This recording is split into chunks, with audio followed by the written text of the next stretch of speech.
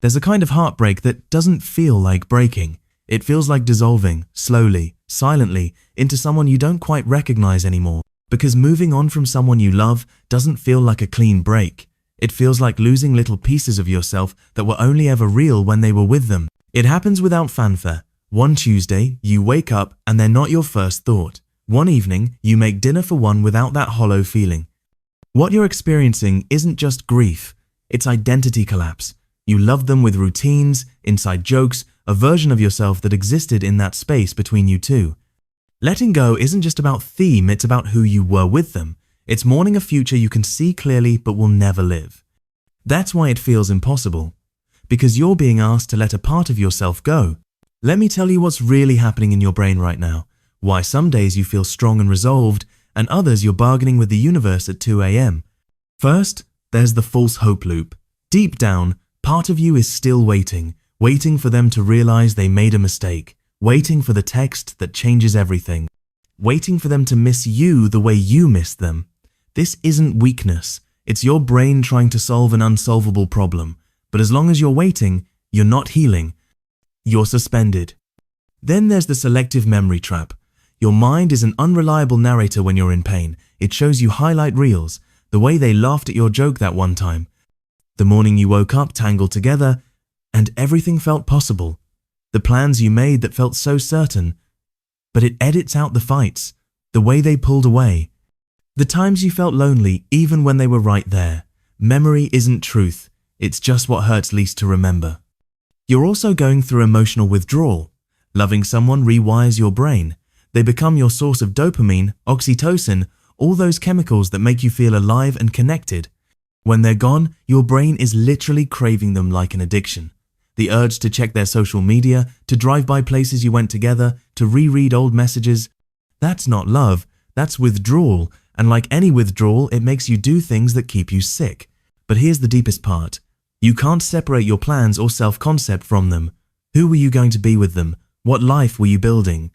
The version of yourself that existed in their presence. Where does that person go? It's not just losing them, it's losing who you were becoming.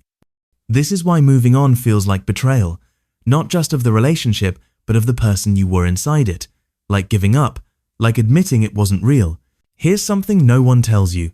Love doesn't have to turn into a mistake for it to be over. We live in a culture that wants clean narratives. Either they were the one or they were a lesson. Either it was meant to be or it was all wrong. But real love is messier than that. Real love can be true and temporary, deep and finite, life-changing and still not forever. It was real. What you felt was real. What they felt was real. The plans you made, the future you saw, that was real too. But it ran its course. And endings don't undo beginnings.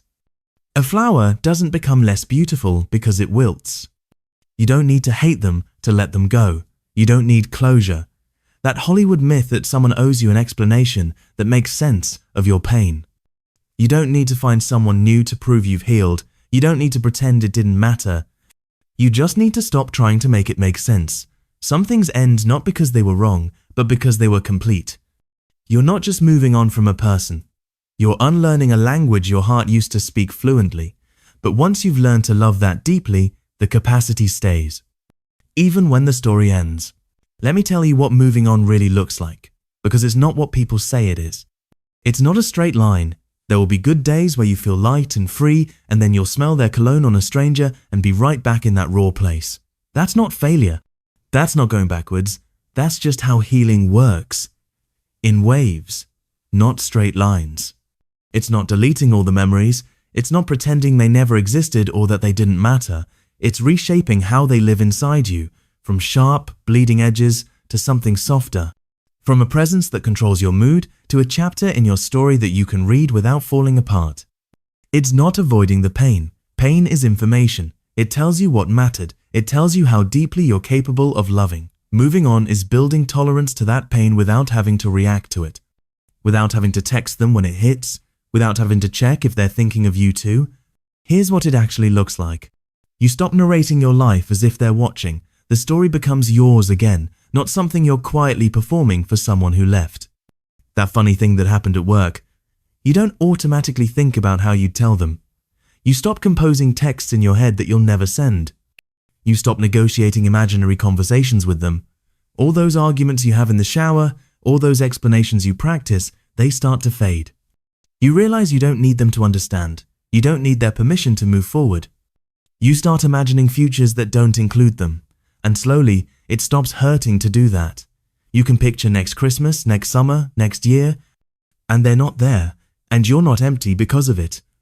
You wake up one day and realize you haven't thought about them yet, not because you've forgotten, but because your life has expanded beyond the space their absence used to fill. How to move on, actual steps. This isn't going to be a list of platitudes. This is what actually works in the quiet moments when no one's watching. First, schedule your grief. This sounds harsh, but it works. Set a timer for 20 minutes. Sit with the pain fully. Cry, scream into a pillow, look at photos, whatever you need.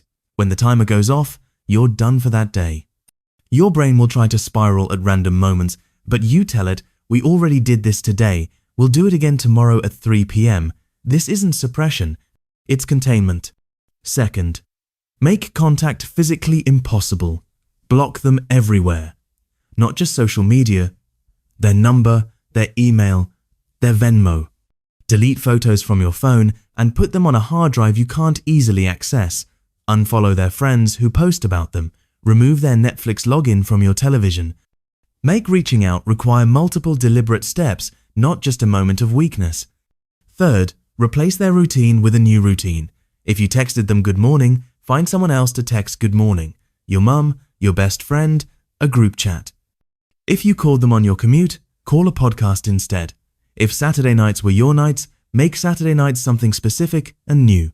Don't leave voids. Fill them immediately with something concrete. Fourth, use the noting technique when they invade your thoughts. When you catch yourself thinking about them, don't fight it.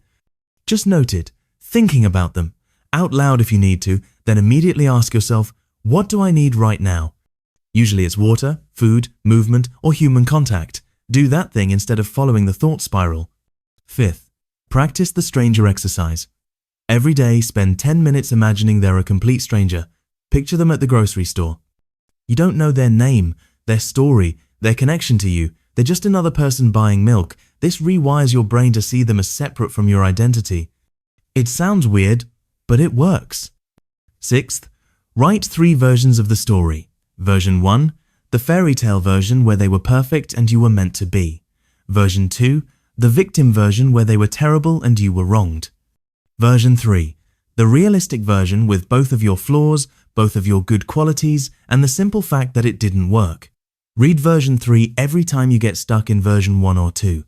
Seventh, the 5, 4, 3, 2, 1 reset for acute missing. When the missing hits hard, name 5 things you can see, 4 things you can touch, 3 things you can hear, 2 things you can smell, 1 thing you can taste. This pulls you out of emotional time travel and into your actual present moment. Do this every time before you do something you'll regret. Eighth, build evidence of your life without them. Take photos of meals you cook for yourself. Save screenshots of funny conversations with friends. Keep a running note in your phone of good moments that had nothing to do with them. When you're in a dark place, you'll have proof that you exist and have joy without them. Here's what I want you to know. You don't wake up one day over it. There's no magical moment where you suddenly don't care. Instead, you reach a point where they no longer have the power to change your mood, where thinking about them doesn't rearrange your entire day, where you can hold the memory of them without it holding you back. You'll remember them. You'll remember the good parts and the hard parts and the ordinary Tuesday afternoons that somehow mattered most. But one day you'll remember. And it won't ache. It won't interrupt who you are now. It'll just be something that happened to someone you used to be. You won't forget them, but you'll forget the weight of missing them. You'll forget the specific shape of the loneliness they left behind. You'll forget what it felt like to need them. And in that forgetting, you'll find something else. Not closure, not healing in the way people talk about it, but integration, the ability to love deeply and let go completely. The knowledge that you are someone who can survive having your heart broken and still believe in love. The pain you're feeling right now, it's not permanent, but neither is it pointless. It's the price of having loved someone real. And someday, When you're ready, you'll be grateful you paid it. Take care of yourself. You're going to be okay.